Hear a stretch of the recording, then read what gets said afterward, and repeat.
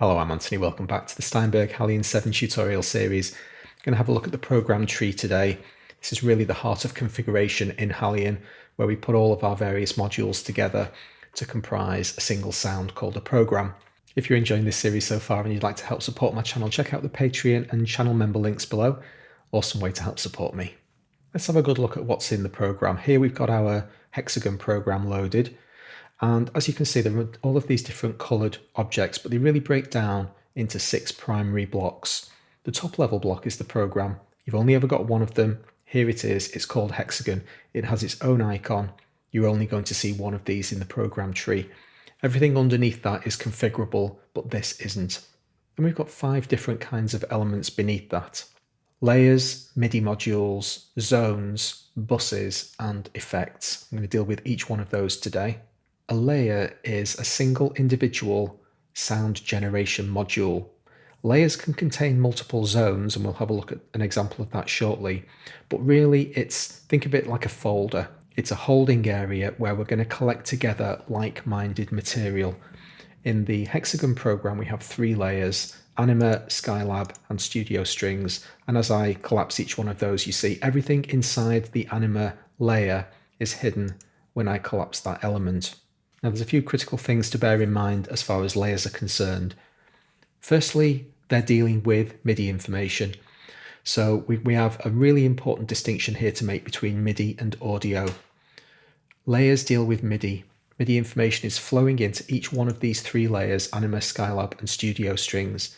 Because they're at a peer-to-peer level, in other words, they're all at the same level in the tree hierarchy, the MIDI information is basically being split 3 ways and sent into each of these simultaneously. The Anima layer has no impact on Skylab or Studio Strings at all. So we've got identical MIDI information flowing into each of these 3 layers independently. Even though the program tree is top down, and I've described it as information flowing top down, at a peer-to-peer level, we have this parallel split. So the MIDI information is coming into Anima and then something's happening to it. Well, the only way you're going to get anything useful out of a layer is if you turn that MIDI information into audio information, and that's the job of zones. So here's our next element, the zone. There are 7 different zone types in Halion. We're not going to go into them in detail today, that's for future episodes. These are basically different ways of generating sound. We're going to get MIDI instructions from our keyboard or whatever external source that we're driving from. Those instructions are going to feed into one of these sound generation zones.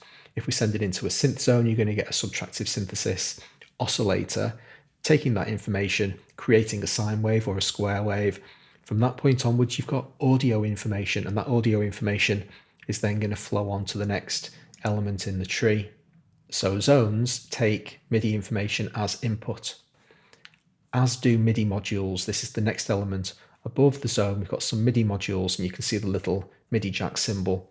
Now, when you've got multiple MIDI modules collected together, we've got 4, in this case in the Anima layer, the information does flow through each one of them consecutively. It goes into the flex phrasor, out of the flex phrasor into the LFOA, and so on and so on.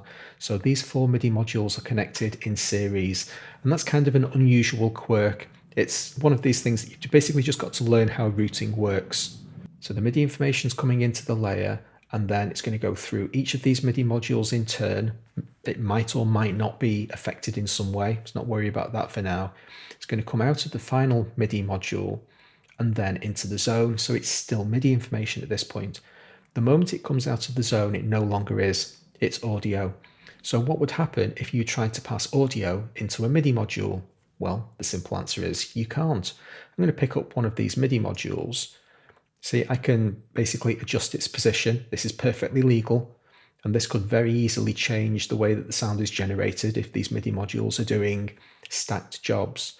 The moment I try to move it below the zone, Halion says no, not possible, can't be done.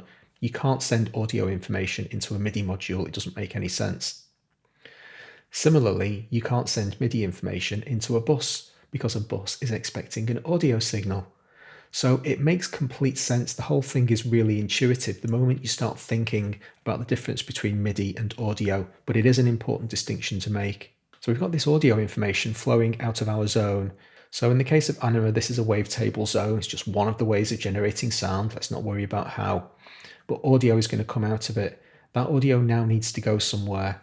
Well, it goes into a bus. So this blue symbol is indicating that we have a bus. This is a thing through which we route audio information. We're going to flow into the bus and we're going to control that audio in some respect. The most common feature that you would have on a bus is a volume control, but you can also have audio effects. Here are the audio effects attached to the Anima bus. So if we have a look at the multi-delay, for instance, here are the parameters of the delay on the Anima bus for the Anima layer inside the Hexagon program. Let's have a listen to the Anima bus on its own. There's the delay. I have a little bypass icon up here, turn the delay off. Now everything is still flowing through the rest of the elements in the bus, but it's no longer going through the delay unit. Once the signal comes out of this bus, it's got to get to the outside world. Well, it's going to jump over, the audio coming out of the Anima layer is going to jump over Skylab and Studio Strings because they're its peers, they're all at the same level. So this audio signal flowing out of the bus is going to basically jump over to the next bus outside of the Anima module. So I'll just close the Anima module. The first bus outside the Anima module is the program bus. So you can see the information is going to flow in here. And when I soloed the Anima bus, can you see this pink S, the solo button down below? That's telling you that the program bus is an essential component to get this sound that I soloed to the outside world, because the program bus is a parent of the Anima layer. It lives outside it and is therefore the audio is going to flow through it. Now solo has been implemented slightly unusually in Halion. When I solo a bus, all of the buses required to get this signal to the outside world are also highlighted in a pink colour you can see. So if I solo the main program bus, you can see that the Anima bus is pink because it's a required route, it's a required component to get you to the thing that you've actually selected. This is the button I've selected.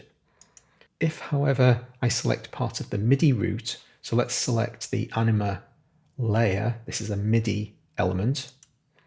Now, only the MIDI elements necessary to get this information to the outside world are highlighted. So the main Hexagon program has to stay soloed because that's Anima's parent. The Anima information is going to flow into the zone, obviously. But then from that point onwards, there's no further MIDI module for this information to have to flow through. This is the end of the line as far as MIDI is concerned. Once it's passed through this zone, there is no MIDI anymore. So you've got this split stream of solo features. Initially, I didn't used to like this. I thought I wanted to see the entire solo train from beginning to end, but it actually makes complete sense. If you're dealing with MIDI, this is the information you need to know. If you're dealing with audio, this is the information you need to know, and they are actually kept distinct. Now, it's possible to solo multiple components simultaneously. So if I start off by soloing Anima and then solo Skylab, we're going to hear both of those sounds. Okay, so there's the Skylab pad underneath with the Anima sequence on top. This functionality is possible because of one of the options set in my options page. If we jump over to the options page, in the edit section, we have a feature called solo mode, and it's set to standard, and this is the standard behavior. If I set it to exclusive instead, now if I click a solo button, all other solo buttons are defeated when I press it. So you can see I'm toggling between Anima and Skylab now, and I can only ever solo one component at a time. So basically just decide which solo mode you want to work in, and that's how you get to them. Let's have a quick look at the next column along, mute.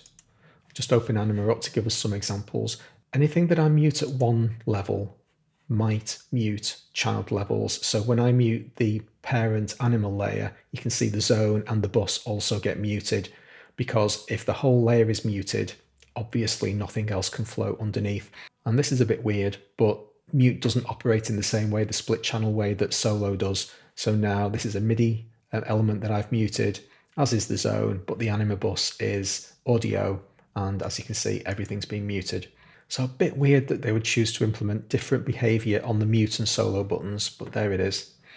This third column, or actually the first ordinally, the eyeball symbol, can initially be confusing. When I hover over the column header, you can see it's called visible. So you might think it's got something to do with visibility because it's called visible.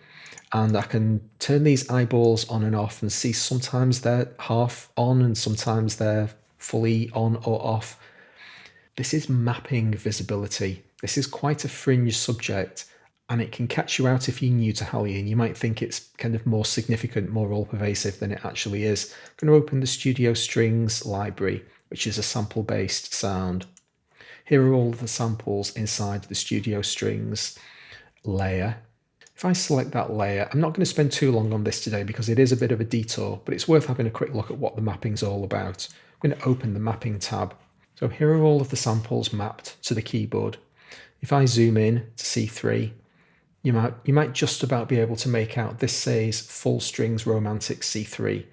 This text here is telling you that the sample that I've just selected, there you go, is this sample.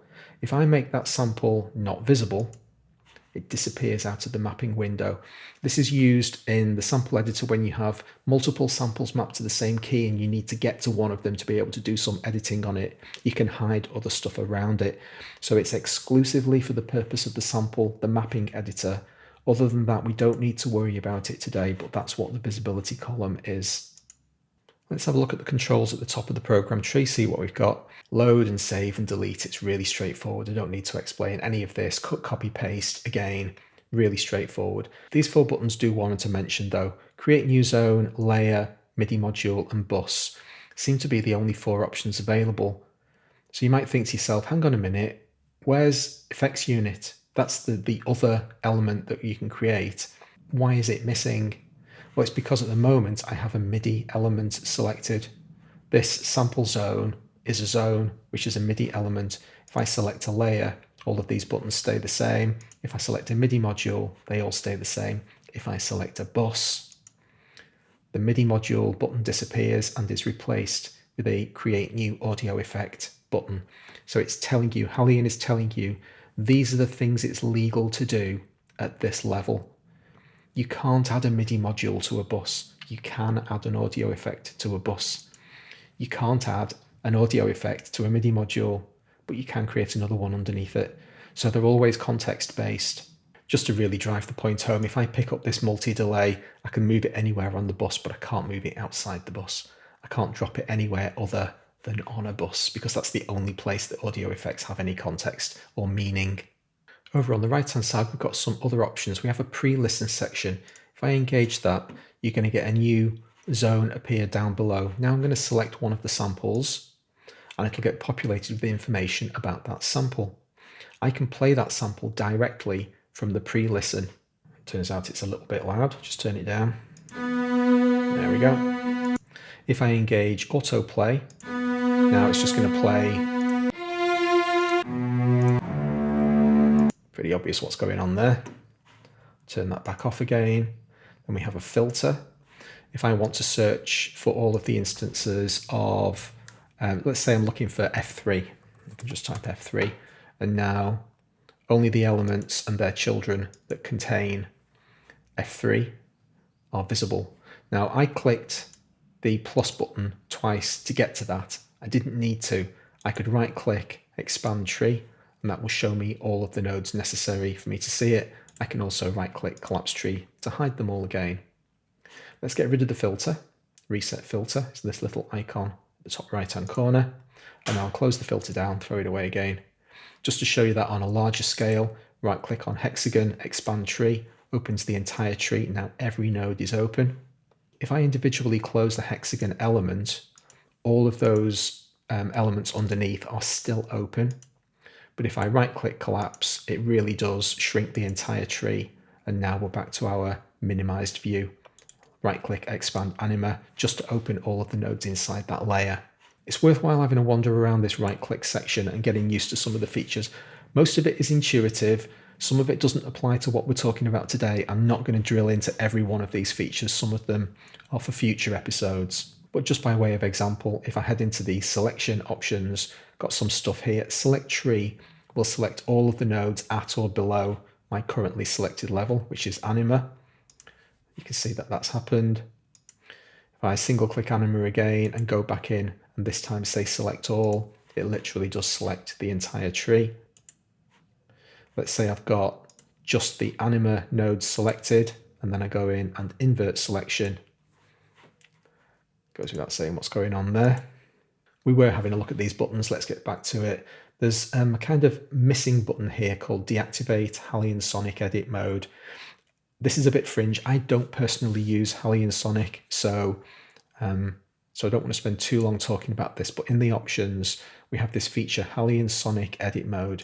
If you engage that and load a program that has been created in Halion Sonic Edit Mode, let's do it quickly. There's one called Compact Pad. When I was preparing for this video, I found. So if I load the Compact Pad, this has been created in Halion Sonic. Halion Sonic has its own peculiar requirements about what must or must not be in the program tree. And you can see there's a load of stuff that's not editable. So this is basically restricting your functionality in the Halion 7 is a bigger product. It can do more stuff than Halion Sonic. And this is basically like a compatibility mode. Like I say, I don't use Halion Sonic, so I won't go any further down that rabbit hole. Let's get back to Hexagon. The last button in the top bar, I'm just going to shrink my app a bit because I've just realized that I'm in the way. Sorry if you couldn't see that Halion Sonic Edit Mode button, it's there. So selection filter allows us to specify what's going to happen when we select elements in the tree. So if I put it in select only zones mode, you can see the selection filter has now changed. I'm going to expand the entire tree. Now I'm going to double click at the top level of the program where it says Hexagon. This is going to select all of the nodes that meet the selection criteria. And now every zone has been selected, but just want to select the buses. See what's going on there. I prefer to manually select, so I very rarely use that selection filter, but that's what it does. And there's one final secret magic button that you feel like you've won a treasure hunt if you find it. At the top right-hand corner of the main column, there's a completely invisible button. If you right-click in this zone that I'm currently circling with my mouse, you get the option to add extra elements to the program tree. Why they've made it so obscure, I don't know. But for instance, you could choose file size, and now you can see that Studio Strings is a sample-based layer, and so you can see all of the sizes of the different samples in there.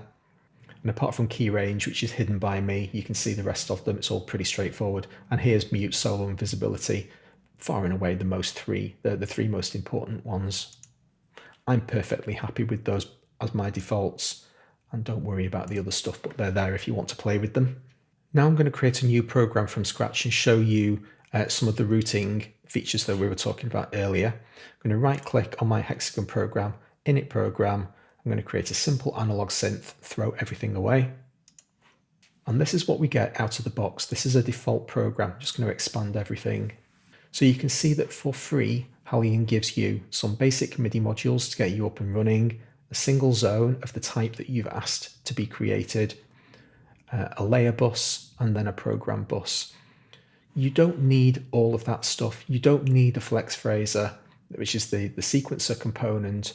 If you're not interested in creating an arpeggio or a sequence for this sound, you can get rid of it. It doesn't have to be there. It's just a default. Having said that, for today's demonstration, I do want a flex phraser, so I'm going to add one back in, click my Create MIDI Module button, which is difficult to say, and add flex phraser. And I can invert the order if I want. Annoyingly, if I pick flex phraser up, I can't move it above trigger, but I can move trigger below flex phraser. Don't ask me why. Okay, so I'm going to select the flex phraser module and jump over to my sound tab. I'm going to play a chord. And I'm going to set it quite slow.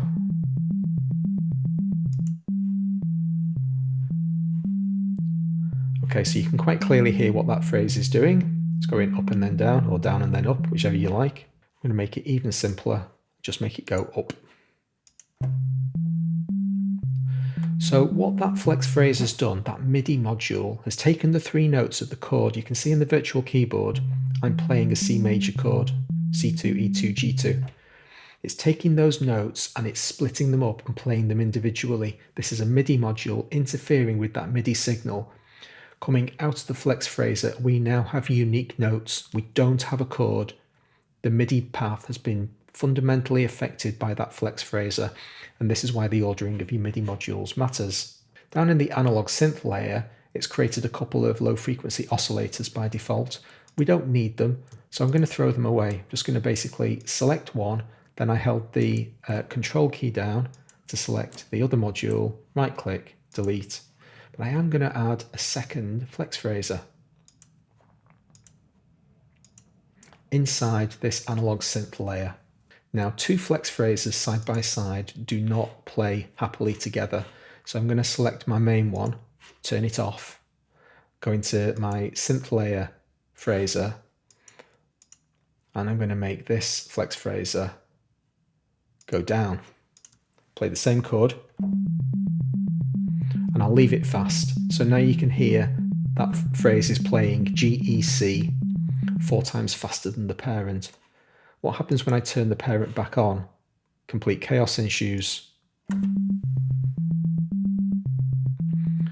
So what's happening there is the individual notes coming out of the parent flex phraser are being passed into the second flex phraser, and it's only seeing one note at a time. There's no arpeggio for it to play. It's seeing C. I need to turn the parent one off again, actually.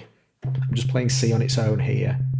That's what the child flex phraser is hearing. So by the time the information gets to this child flex phraser, that's the best it can do. There's no chance of it playing an arpeggio. So that's an example of your top-down MIDI path. The MIDI is flowing from one layer into another, from one module into another, being permanently affected, and from that point onwards, that's all that the second phraser is going to see. Let's turn both of those off for the moment. Now I'm going to create a new layer at the same level as our existing layer. Create new layer. Happy day, that was an accident. I created it in the wrong place. I'm going to undo. Control Z. We have an undo buffer in Halion. It's actually in the options section. It's currently 20 steps large. Didn't intend to show you undo today, but nevertheless, that's all good. I'm going to click on the correct level this time and say create new layer. That's where I wanted it to create peer-to-peer with the first one. Inside layer 2, I'm going to add a new zone. But this time, and we're not worrying about the specifics of the oscillators today, I'm basically just going to very quickly create a sawtooth. So I've created a sawtooth synth zone in layer 2. I'm going to rename it so that we can see what's going on. And now my first zone, which used to be called analog synth zone, I'm going to simplify it to a single sine wave and call it sine. When I play a note now, you're going to hear both a sine wave and a saw wave simultaneously. This is the shape that a sine wave plus a saw wave makes. Mute the sine, we get the saw. Mute the saw, we get the sine. So the MIDI signal is coming out of my keyboard and playing a C, coming into the top level of the program, being split and being sent to both layer 1 and layer 2. That MIDI signal is being interpreted by the different zones. Zone 1 is generating a sine wave, and that audio is then flowing to the outside world. Layer 2 is generating a sawtooth wave, that's flowing to the outside world, and they're being mixed together. Now that last sentence was a little bit obscure, wasn't it? Because layer 1 has its own bus, but layer 2 doesn't. Buses are implied. If a layer doesn't have a bus, the audio signal is implicitly passed on to the parent bus. So the information's coming out of this sawtooth zone straight to the program bus. There's absolutely nothing stopping me creating an independent bus of my own. And now the information will simply flow through there first before it gets to the outside world. Why would I want to do that? Well, I might want to add some effects to the sawtooth element of the sound without affecting the sine. Now I've got my own bus to which I can add effects. So I can now add a delay to just the sawtooth element of the sound. I'll play a key. So that's only the sawtooth that you're hearing repeating. If I mute the saw, the sine wave, doesn't have any delay on it. I could pick that multi-delay up and drop it onto the program bus instead. Now both sounds will be delayed. There's the sine wave. There's the sawtooth. So that's an example of audio top-down, information flowing from one bus into another, having any processing done on it that happens to be at that bus layer, and then going on to its parent layer for further processing. There's an additional wrinkle where we have send buses as well. Too much for today. We'll have a separate, much more in-depth discussion about buses later. This is just a general kind of introduction to the program tree. Final thing I want to demonstrate today is creating two zones inside a single layer. So I'm going to create a third zone inside layer 2. I'm going to call this square.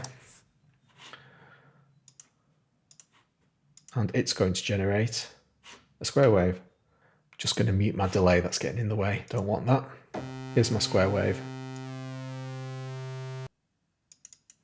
Don't worry about me adjusting this parameter to 50, I'm just generating a pure square wave. And there it is. There's the square wave on its own. I'm going to bring the sawtooth back in.